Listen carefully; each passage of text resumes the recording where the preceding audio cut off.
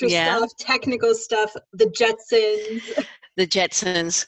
Well, the it's quite a journey. We all have our journey, right? And I've always been an early adopter of technology and platforms and things like that. You know, I was doing internet dating before there was officially internet dating. So in the late 90s, and much to my friends like horror. But anyway, so long and short of it, I'm interested in people, and the tech is really cool. But my whole background is about interpersonal communication. You know, first it was at mass communication because I was a PR major, and then it went to more of the micro levels, so intercultural communication, interpersonal communication, conflict and communication, team building, all of these kinds of things. And you add that to the fact that I love technology, and I am an early adopter in many cases, and I'm you know, a little bit of a geek, and I like the gizmos and stuff. And you then add that, again, it's a journey, right? So in addition to that, then you have the fact that I started teaching university, and I taught university starting in the late 90s in Denver, and I taught some of the first, you know, online courses, right? And you know, when we were doing online, before there was really online video like this, I'm teaching an online public speaking class, and that's always interesting because people were still sending in videotapes of them doing speeches. So I'm actually older than what I probably look. At least I hope I am. At least I look younger than than I sound at the moment.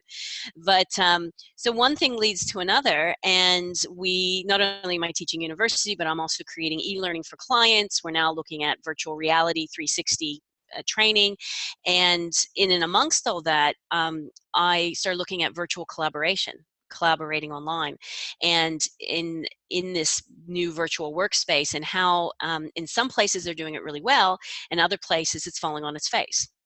And what I discovered is that it's falling on its face not because of the technology, but because of the human behaviors and human interaction, and habits, and lack of different interpersonal capabilities. So so it's not a really simple answer to your question. It's just my life's journey, and it's where it's taking me.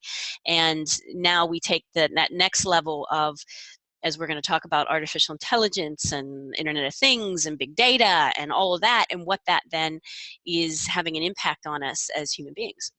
Sure. So, So you mentioned virtual reality and education, and that's something I've been really curious about recently. And because I lived in China and I was teaching in China for 7 years. Wow. And I know how just fascinated the Yeah. Chinese are with having someone who is not Chinese teaching their classes, and they'll pay so much money to have someone who's in the United States or in Australia or in England, any English-speaking country, doing lectures for them. So I've always been curious, ever since I got this idea in my head, how long will it take, or will it take off, to have a teacher in the United States teaching for a virtual classroom that's literally like VR for someone in China, or for a classroom in China? So what's interesting about that is, I don't even know if we're going to have the teachers doing it. There's already English-speaking chatbots in South Korea teaching English to the South Koreans. You know, so it's, here's the thing: what is the value then of the English-speaking human, who probably has a funny accent and pronounces things differently because of their dialect or the region they're from or whatever. No offense to all my Australian colleagues, but when I teach international students whose language is the first language isn't English, they tend to like the U.S. accent, at least more of mine, which is more Midwesterny,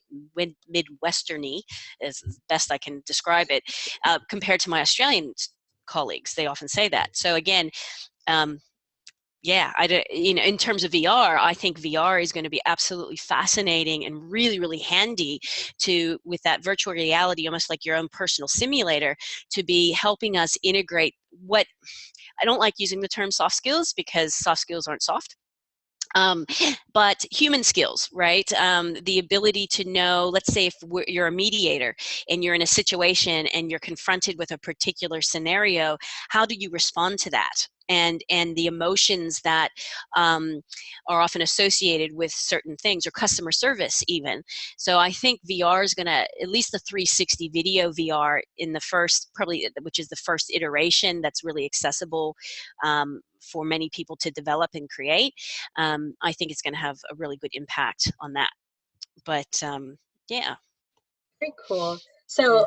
on your website, you say that you're preparing the workforce for the fourth industrial age, the age of machines and connections. And can you kind of explain that? What does that mean? Yeah, that's actually a good question. So look, we're in this place where we're still defining what we're living in, right? We had the Industrial Revolution, we had the information age, all this stuff. So we're still kind of defining what we're living through right now. But I think his last name is Schwab, from the World Economic Organization, defined it as the fourth industrial revolution. Some are saying third. But what that's looking like is this convergence between the digital, the physical, and there's another, biological, right? So it's this kind of convergence of these worlds where we just didn't see it before. And as machine language and artificial intelligence and all these exponential technologies continue to take off, and that's only one factor, we need to rethink what it means to be human in this age. And the connection part of it, and the reason I have that, is that while technology is a big driver of what's happening, and that's where everybody points to first. They go, hey, all this technology, robots are going to take over our jobs. What they're forgetting is that there are other mega trends that are also happening in our socio-demographic world, and things like we're living longer, right? And so now we have a multi-generational workforce like we've never had before. But not only is it multi-generational, but we have different attitudes. Not that we always didn't have different attitudes as the younger generations came up, but we have the first generations of digital natives coming into the workforce, and they have new behaviors, and some of those are what they expect from a workplace, what they expect out of their life, how fast they think they should advance. And you couple that with generations who are staying in the workforce longer, because guess what, like 70s is the new 50 kind of thing. And there's people who still have a lot of things that they want to do, they want to give back. And so we need to figure out how to work with all that. So connection in terms of that, connection in terms of greater mobility. We can work anytime, any place, on any device, pretty much. Further globalization, some would say that we're going a lot more borderless, even though there's obviously resistance to that in various forms. So we have this flux. We're in this huge transition period, going from what was and what had been for the last 100 or so years to something that we're not quite sure what that's going to look like. We have an idea, but this period in the next 30 years, 20 to 30 years, is huge transitions. So. Well, and I love that you're kind of looking to this future and to all of this change, and you're saying, okay, this is happening. Let's work with it. Whereas I hear people every day who are complaining, and they're saying, oh my gosh, AI is going to take over the world. We're not going to have this. We're not going to have that. And then you hear people even about things that are it's not even news anymore, but Amazon, people are still saying, oh, Amazon's ruining, Sears is going to go out of business unless Sears, changes what they're doing. But there's entire industries being wiped out by this kind of technology. And I think it's important for people to do what you're doing and say, okay, let's work with that. How can we prepare ourselves for what's coming? So what kind of, advice do you have for people that are kind of in that situation where they're afraid, I guess?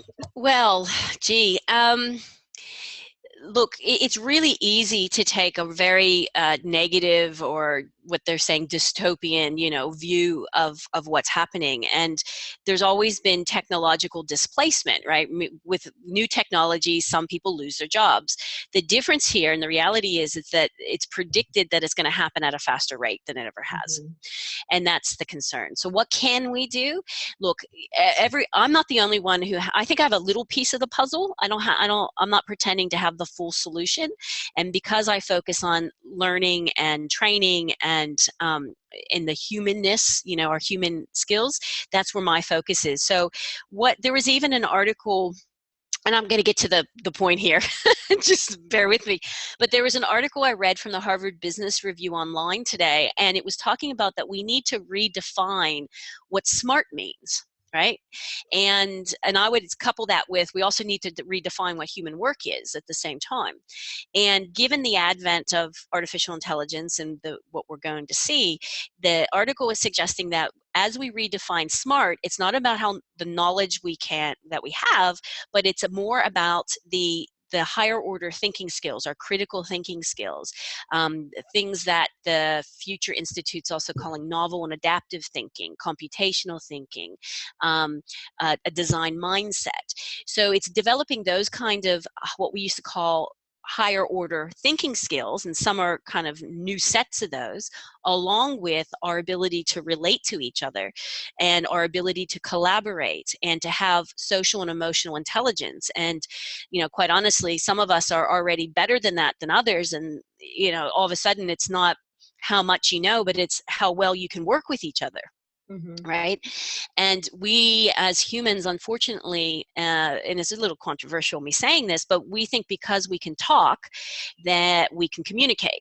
And we think that because we're actually being productive as a team that we're really relating to each other, or sometimes we know that there's bullies involved, it's maybe very task-based relationship. So there's some work to do there. And so personal development will then turn into professional development. So that's interesting. So what kind of, everyone knows, if they don't know this, then they're kidding themselves. But obviously we all know that robots or AI is going to be taking over professions and jobs. What kind of jobs do you think are at risk? Look, what's being said is that anything that is routine based, that's anything that's routine can be automated in one fashion or another. So what's really interesting, I can show you, if you don't mind, I'll share my screen for a second. Is that okay? Sure. Yeah, okay, hang on. Let's do that. I have this, just let me know when you can see it. Yeah, we can see the screen. Okay, so the 10 jobs that AI and chatbots poised to eventually replace. Now, this was from almost a year ago, July of last year, okay? And so I've done this as a presentation, and we have a little fun with it. So let's look at the top 10 that this article said. Oops. There you go. So web designer is one. And the AI that's already involved is called the grid, right? I'm not going to go into too much depth, but I'll give you an idea. Online marketer, Persado. Office manager. Now, one would think that an office manager needs to be a human being, but there is an office manager called Betty who's being trialed, or at least had been a year ago, in the UK, and people like doing reception work and greeting and all that stuff, scheduling, they're absolutely loving Betty. Wow. Accountants I think that's SMAC or SMAC. Now, with the accounting area, my understanding is that, look, we'll still need accountants. We just might not need as many accountants, and they will be doing higher functioning, more interesting work. And that's the kind of thing with most of this, is that we'll still need these professionals, but we may not need as many of them. And the ones that we do retain, they'll be doing very high level and very interesting work where all the routine type stuff will be taken away from them. So there's one for HR, even journalists. Wordsmith is an interesting AI. I haven't looked at it recently, but the last time I checked, you can put Wordsmith in your organization, it will troll through the organization's files and data and everything else, and it will write journalistic articles better than the journalists. Wow. You know, in terms of company news and press releases that you would put out. So kind of crazy. Even being an editor, AI is bold. Lawyers, there's something called Ross, and I saw a few months back that one of the first law firms has actually put them in place. Now Ross doesn't litigate, but what Ross does is that I think they do a lot of the paralegal research and work. So yeah. And then even a doctor, there's something called Babylon. So this again was from last year, January of last year. They were raising money for this AI to look at all the data. This is where the big data comes in, and what they're predicting for the healthcare industry is that the AI will be able to diagnose you probably better than a doctor, quite honestly. And that's really, I think that's a really positive step forward, where then the doctor can look at the care that's needs for the patient. And things. So those are just some of the jobs, and the misconception, I'll stop my share there. The misconception is that the jobs that that'll be taken are just going to be kind of like the working class, blue collar type jobs, like we saw in the first industrial revolution with the assembly line, and that's not necessarily the case. So. That's really interesting. But and one thing that I always think about when people are bringing this up with me is that, you know, the internet created so many jobs. Who would have imagined that there would be people who are paid to just talk on YouTube? I mean, who would have imagined that before YouTube? That's absolutely it. And, you know, so while there's going to be a loss of jobs, there's also going to be an emergence of jobs. So it's, again, there's always what they call technological displacement. It's just going to be happening faster. And so we do need kind of a catch-all in society to help transition people, but it's also a great age for entrepreneurs. Right? I tell my students, I tell my kids, like I have 7 kids, and I tell my kids, yeah, I know, it's crazy, huh? I said, you have everything at the fingertips to create a business, you know, an online business at least, you know, and there's so much information out there on YouTube as an example, that if you need to know how to do something, well, go to YouTube first at least, and then if not, there will be someone that can answer you. Yeah, that's so true. So I saw something reading in your bio about how there's, you know, how do you train the workforce when we don't even know what the jobs are going to be? What kind of skills should we really be working on to be ready for the future? Again, this is what we need to look at some people are calling them portable skills or future-proof skills. I'm calling them futurabilities. And this is really about you as a person. And I see that there's 2 different types of knowledge. One is disposable knowledge or technical knowledge, which changes, right? How you write a press release today is, the format is a bit different than how I learned to do it 20 years ago, but the underlying skill of writing clearly is still a portable skill, regardless if I'm writing a press release or, you know, an email. So that's just one example. So there's this disposable knowledge or technical knowledge that changes as things change, and then there's this sustainable knowledge and this deep-rooted understanding and capabilities.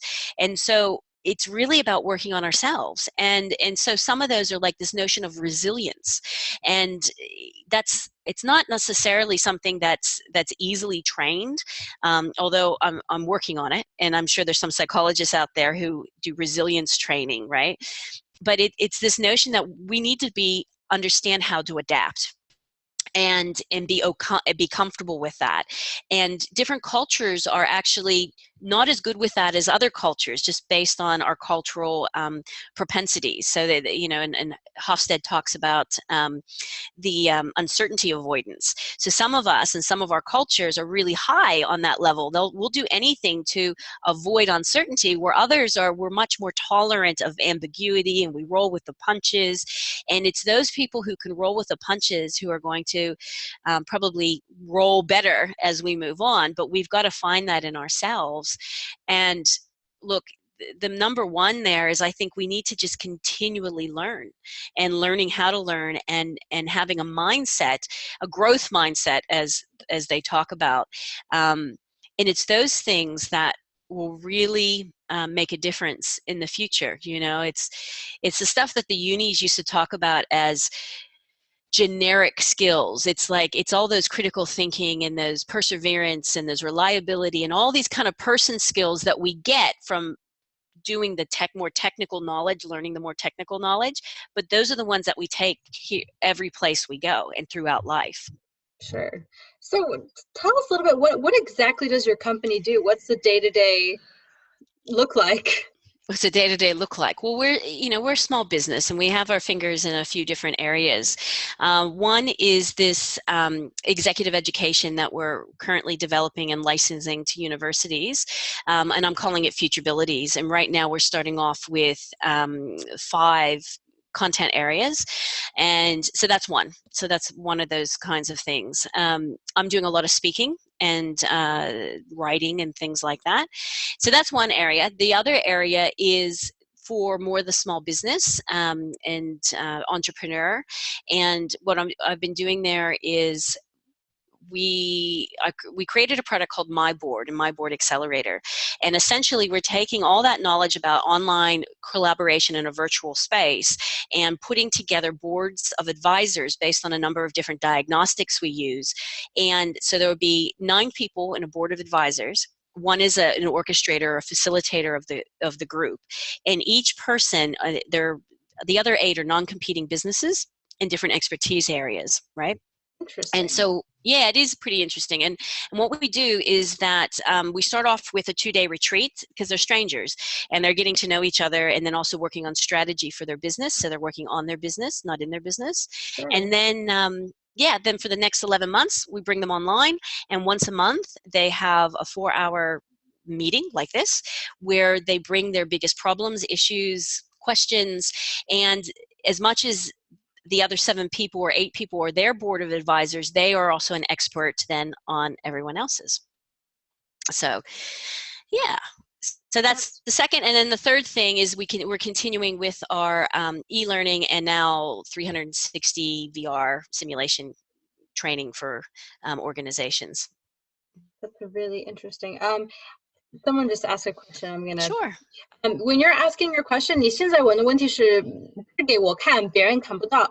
So when you're asking the question now, you're only sending it to the panelists. So I'm the only person who can see it. So if you're trying to let everyone see it, you have to change to all panelists and all attendees. So I'm actually going to paste it for you. You want somebody to translate what you said, which skills should be translated into Chinese. But I'll do that for you later. If nobody else does that for you, I'll do it later. Because I can't remember. I have to reread, watch the recording. And I'm happy to give you a PDF of some PowerPoint, some information if they want it. Oh, sure. Yeah. And Melissa has a PPT on a PowerPoint. So if you guys want to see it and read it yourself later, that'll be a little bit easier for you to process as well. So I will send that to you guys later. Okay. So what was your doctorate in? My doctorate is in an area called human communication studies. So it kind of brings it all back around then when knowing that. But yeah. So okay. yeah. They're very cool. And by the way, you guys, if you have any questions that you would like to start asking, go ahead and start typing those in. 如果你们现在有问题的话，你可以开始问一下，就在那个 chat 里面开始问问题，我就那说。So another thing I'm really curious about working in this field of technology, I'm a little bit curious about what that looks like in Australia. Is a woman in that field, is that pretty common? Well, again, just to slant it, I'm not necessarily in the tech field. I'm on the margins. So okay. I'm looking at the technology as it relates to society and how we do relationships and things. So I think Australia and the US are fairly similar in nature. They're just different enough to be annoying if you're in one or the other places, because you almost, when everything's so much the same, the things that are different, you're like, well, why is it different, right? And but there's a lot of fairly similarities in terms of the structures and where you find people. So with women, less women in the IT space. In the US, it's a similar factor here, but it happens all around. Okay, that's really interesting. And what about someone who's now maybe younger and they're just getting a degree, or maybe they're just picking out, what should I study? What should I get my degree in? What do you think you would recommend, knowing that, you know, the future is changing pretty rapidly? Mm. Look, I'd recommend a few things. Everyone's talking about the STEM areas, right? Science, technology, engineering, and math. And I think having an understanding of those, or one of those, is probably really important. But we also need to recognize that we're not all cut out to be STEMs people, right? Sure. So one of the things that they're talking about in terms of the future that's going to be hugely important, one of these skills that we didn't talk about is, again, this is the Future Institute who put this out there. It's called transdisciplinarity. And the idea is that we understand more than one discipline. In the past, we've been very, very narrow in what we studied, and we're just a marketer, or we're just a biologist. And this notion is, if you can, let's say, understand engineering, you don't have to do it, but you can understand engineering, but maybe you are a biologist, being able to talk the talk would be really helpful. Or maybe you're a journalist who has a really good, firm grasp of technology, right? We kind of see that happening already. But it's different than, transdisciplinarity is different than people like the marketer, the finance person, and whoever getting together and working on a project. That's great. But it's really when they understand in each other's disciplines and have some exposure to that. So I definitely think computational thinking is one of those areas. We're talking about data more and more. Honestly, I'm a qualitative researcher, and while I can do quantitative research, it was never my thing, and I probably made a mistake there. So having some grounding in that notion would be really helpful. But again, try to think or dream about what's not even there yet. There are, and I'll throw it up here on the screen again. There's some jobs that they're talking about that will be, or titles, jobs of the future. I'm just going to share this with you, that aren't quite invented yet. But even things like, I talked to a guy the other day who is like a drone, he's creating a whole business from drones, right? And that's not something we thought about before. And he wants to use it for emergency services, which is pretty neat. Just so you see here, these are some of the titles that people are suggesting of jobs that might exist in the future. Chief marketing technologist. So again, that is very much to do with the data.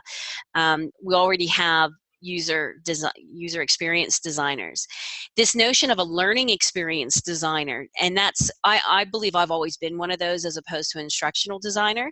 And that's really looking at not just how do we instruct people, because people don't necessarily want to be instructed. They want to have a learning experience, and what that all entails, and what all the tools in the toolbox are available to you. But even this, because remember we talked about longevity, people are living longer, there's this whole end of life planner, right? That's not really STEMs, right? It's very human, it's very caregiving, and those are fields are also going to be very important. Autonomous transportation specialists, right? So people who are working the autonomous cars or taking care of them in the background. Maybe a virtual reality experience designer, drone manager. So there's all sorts of things that we haven't really thought about, but they converge a number of different types of industries. Even the second one from the bottom on the right here, the cryptocurrency bankers, regulators, and lawyers, like Bitcoin and some of the other cryptocurrencies that are emerging. That whole field, I can't even wrap my head around right now. But that's where your kind of accounting could maybe merge with technology, and something like that. So it's kind of fun, like you mentioned at the beginning, kind of like Jetsons, right? And and as a kid, I didn't grow up with Jetsons. I was watching the reruns too, but we're seeing so much of that now emerge. So imagine 20, 30, 40 years from now. Exactly. And of course, all of us, at least all of us Americans, I don't know about our listeners, or I think we were all disappointed last year when, was it last year or 2015? I can't remember, when Back to the Future didn't happen. That's And we were right. supposed to have flying skateboards. Yeah. Well, but there's some hoverboards out there. It's just not mainstream, right? So kind of some kind of crazy stuff. And that's the other thing. I mean, I sometimes speculate. I go, okay, or is it how much hype is really going on? And I'm old enough to remember the big hoo-ha right before the century change from 99 to 2000 and the Y2K and our computers were going to explode and all sorts of things, and nothing happened. And people made a lot of money being consultants leading up to that. So sometimes I wonder, how much hype is there?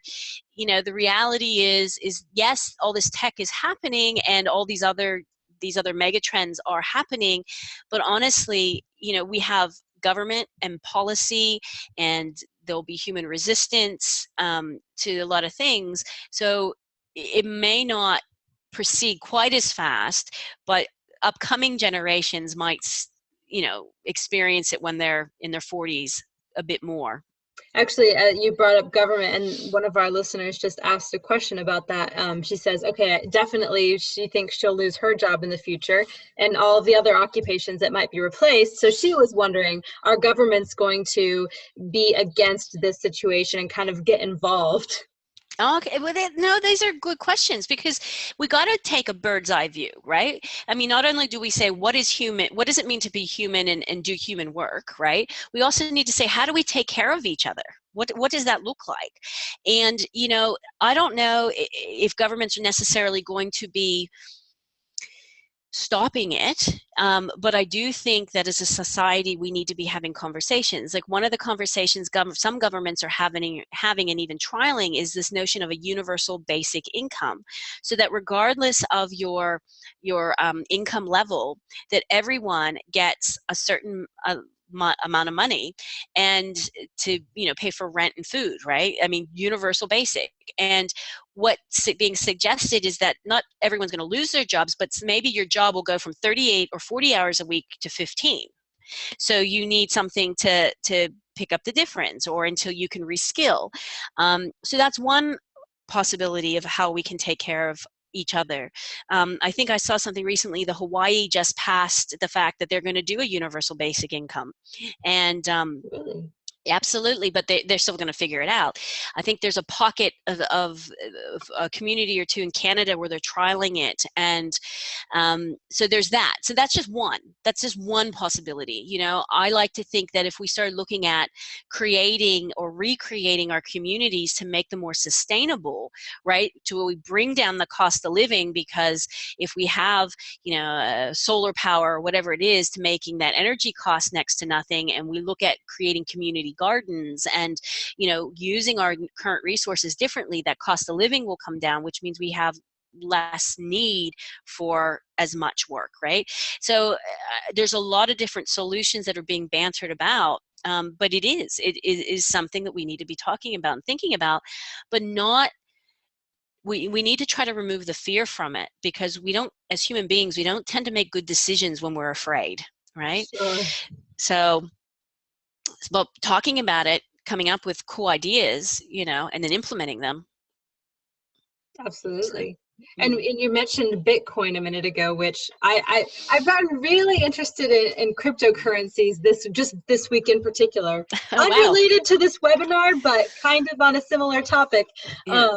So if you know anyone who's really into cryptocurrency and could kind of explain it for the layman, I think that we should talk about that later. Sure, I might know one person, but I don't know what their level is, but I think it's definitely more than mine. Yeah, it's really, really fascinating. And it one really of is. one of the things I found really fascinating about it was that it's you can lose the money just like you can lose cash, And you Yeah. can try to hide your cryptocurrency, your Bitcoin, by programming it and hiding it. And you can actually bury it to the point where you can't find it, just like if you buried gold and you can't find your gold. And you can lose it. You can have your little cryptocurrency on a little USB drive, and you could lose that and it's gone forever, just the same way if you lost your wallet. So it's very interesting to me.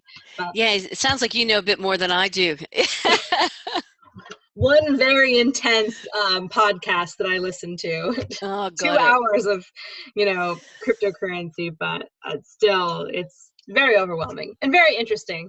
Ruby Mm. said thank you for answering her question about the government involvement. And does anybody else of our listeners have any questions that you would like to ask? What you think, how it might affect you, how it might affect the younger generation. Any questions, I'll just throw them out there. Sometimes don't like asking questions right up until I say, okay, we're done.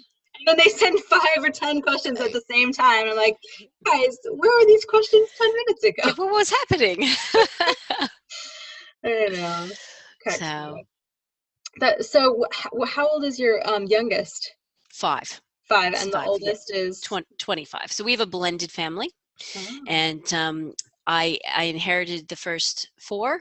okay. Since Ayla, who's 25, was 9. So, but like any good inheritance, they're all my beautiful, amazing children. Sure. And then, yeah, and then we had, my husband and I have 3 together. So biologically, my oldest is 16. So Okay. 16, 13, 5. But yeah, we got 25, 23, and the 20, he just turned 20, 18, and then right down. So it's always an interesting household. But it's also part of the reason why I'm really interested in where this all goes in the future, because it's their future, right? Sure, sure. Yeah. And another thing I'm curious about as a mother with a Mm. 5-year-old is, what is your stance on technology around the kids? Mm. Do you know what I mean by that? Yeah, no.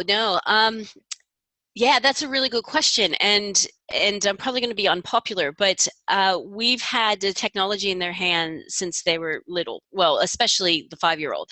So when he was born in 2011, and so right around just about at 18 months old, he could get my iPhone and swipe and get in because I didn't have it locked.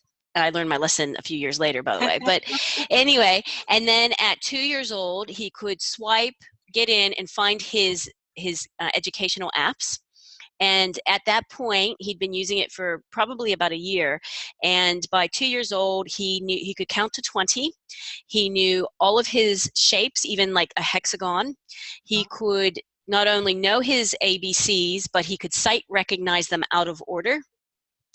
He knew all of his colors, and honest to goodness, it wasn't because I was working with him, honestly. And so that was really, really exciting. And he could even sight recognize me at 30 months about at least maybe a word or two, but that was about it. And then it was about that time he found entertainment games. Ah, And then it was a bit of a struggle to get him back to the others, but we still had him doing online puzzles, online coloring, and he also did normal, traditional kind of coloring and working with his letters and all that kind of stuff. So it wasn't like he just did that, but I find that I have to limit it, right? So because they will, whether it's a television like when I was a kid or the being on the internet or the computer, they will be on it all day. And but what I found really fascinating up into this age, even at 3 and 4, he would love going on to YouTube, and he would love watching like cake decorating. You watch cake decorating videos, and it was just like, are you for real? You're like 4. And weird. and yeah, and now if we let him, he'll go and watch Minecraft videos, or like, what, you're watching people play with games. We're watching people play with Play-Doh. Go play with the Play-Doh, right? Yeah. So there's pluses and minuses with everything. I know there's some people who are very, nope, my kids aren't doing it. Yeah. And I see the merits in that, but I think for me it's a balance. It's a balance. Interesting. You'll have to send me a message later with the name of those apps so my nephew can be Yeah. like a little genius as well. Oh yeah, and you know it's amazing. Yeah, most of them were free, or even you got to love Fisher Price. Some of them were Fisher Price ones, and they give them away for free because they want you to put the phone in their toy. We never did Ah, that. They just had my phone. But sure. yeah, yeah. That's Oops. so interesting. I am 90s. I'm going to assume that's from the 90s generation. Nowadays, children who are born after 2000 are getting more and more familiar with electronic devices, and I feel that I fall behind the kids. Okay, so someone who's not born in the 2000 generation can't keep up with these young kids who kind of grew up in the technology age. And that's definitely me because I was born in 89. So Mm. I was a teenager when all the technology started happening. And I was living in China when iPhones became really popular and iPads and Facebook and Instagram and all of that stuff. I'm still feel like I'm trying to catch up all the time. So somebody here is kind of seems like they're just making a comment. So I'm just going to throw out the question. Do you have any Yeah. advice for keeping up? Obviously, you're doing very well, better than I am. Look, I don't think we can all keep up with everything. You know, I think we just need to pick a few areas that are really we think are fun or cool or relevant for our professions, and we run with it. Like, just to give you an example, I graduated from high school in '92, so I was born in '74. I'm 40, almost 43. Wow. So yeah, I know. I can't believe it either. And when you know, when back in the day when we did music class, we did it with instruments, real instruments, you know, and the whole synthesizer was like a cool toy. But I went to an Ed Sheeran concert with my two girls about 2 years ago, right? With Kimberly and Mackenzie. So they were about, you know, 16 and 14 or something at the time. And so we're at this Ed Sheeran concert, and he's up there playing his guitar and he's pressing some pedals on the floor. And then, next thing you know, I'm hearing like this drum and this other percussion. I'm like, where's the drummer? I said to my girls, I said, what's going on? Where are the other, where I'm hearing this music and I'm hearing background singers. Where are they? And they said, Mom, I can't even remember the term now. They say, you see that thing that he's pressing on the floor, that pedal? They said, yeah. And gosh, people out there will probably know what it's called, and I'm just drawing a blank. But basically, he was recording a beat on his guitar, and then he was playing it back when he needed it in the songs. And I was just like, what is this? And that's a form of technology, right? That's advanced. I had no clue about it. You know, it's been around for a number of years apparently. And my daughters the next day were like, Mom, you weren't showing your age until now because I didn't know this existed, you know? So look, it's not easy to keep up, but I think um, those areas that are important to you, right, or relevant for your profession, I would certainly keep up with. I refuse, for me, and this is a personal decision, I refuse to spend the next 30 or 40 years shutting out anything new. Because I want to learn, I want to grow. And will I use it all? Absolutely not. Can I cover it all? Absolutely not. So I think that's a really interesting point. And I remember when I was a little bit younger and less mature, and I would just be like, oh, that's a new thing. That's popular with the teenagers right now. I'm not getting involved with that. I'm too old and cool for that kind of thing. And just as an example, it'd be something like Justin Bieber, like, oh, Justin Bieber, that kid from Canada, like like, what's that? no, you know. And then I think I developed a little bit more and got a little bit more mature, and I was like, okay, just because something's new or just because something's popular in the younger Mm, generation doesn't mean there's not merit to it. And you that's know, right. and that really allowed me to look at like Selena Gomez. She was a very similar Mm, situation. She was young, she was a Disney star, and yeah. she has some really good stuff. I enjoy a lot of her stuff, and I'm like, there's no reason to just say. And I think that I have that mindset where it's like, it's new, it's popular, shutting it out. And I think the Mm. same goes with the technology where it's like, oh, all the kids are on this new app, you know. Yes, yeah, absolutely. And you know, you just pick and choose. I'm not on Snapchat, you know. Mhm. While I think it's cute and everything, I'm not. I can't be in all places. Sure. I have a life outside of technology, right?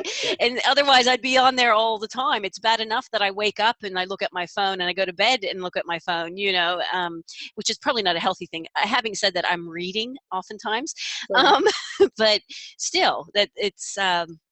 We need to remember that there's a sun outside and a, you know, and water to experience and all sorts of cool outdoor things to do too. Do you have any technology restrictions for the older kids? Um, no, we do, as they were going from 11, 12 into teenage years, we tended to monitor it a little bit, Mhm. mostly because we want to make sure that they're safe. You know, there's Yeah. too much that goes on with cyberbullying and things like that. Sometimes we've said, look, no, well, there's, first off, there's no phones at the table because we have a family dinner every night, just about, and no technology. We don't answer phones, we don't pick up phones. That's our time together, and that's made a real difference as a family. Um, but in terms of, there's sometimes that I can see a difference. Like, for example, when kids come home from school, you know, when, before we had smartphones and or even mobiles, that was it. That was our contact. If we had wanted to talk to our friends, it was on the landline, and your parents knew you were on, and you could get off. But now, when the kids are doing their own thing in their room studying, they could be having a conversation, you know, with someone, carrying over maybe an unpleasant situation from school into the home. Maybe it was from a boyfriend or girlfriend or friends, whatever. And all of a sudden, you have a child that's really upset, and you're like, "What in the world just went on?" And so that's usually my first point of investigation. Okay, who were you talking to? What happened? You know, the younger generation do not understand that they should not be having in-depth, serious conversations and text messages. Okay, um, really, you know, and so there's a whole level of training there that needs to go on, both as from a parent point of view, but as from a society point of view. Is that, wait a second, let's step out from behind the phone, even the texting, let's say primarily, and let's learn how to talk to each other. You Mhm. know, ask the questions, and you know, confront the person in a healthy way, not in a, you know, adversarial kind of way. Get to the bottom of it, because there's so many, what we call them, trolls out there, right? Yeah.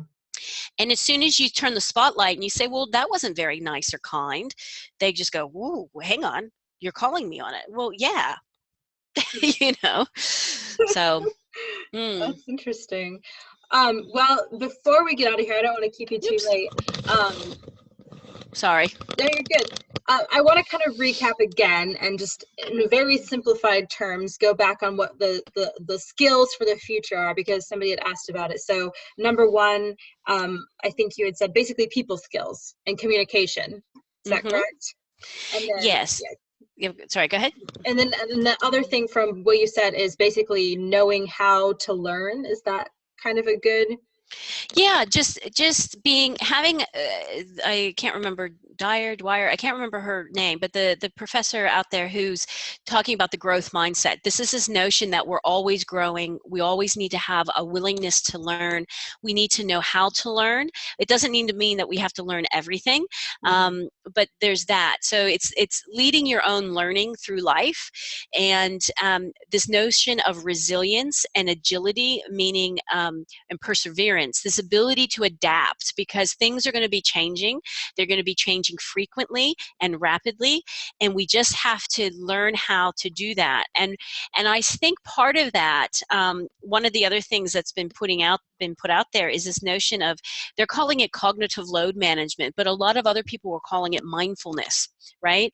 And that goes along with resilience. So if we're being bombarded with so many changes and so much information and we're getting overwhelmed, we need to learn how to sit back and just shut out the world, right? Turn off the phones, do the digital detox, meditate, do some physical activity, because we have to take care of ourselves so that we can function for everyone else.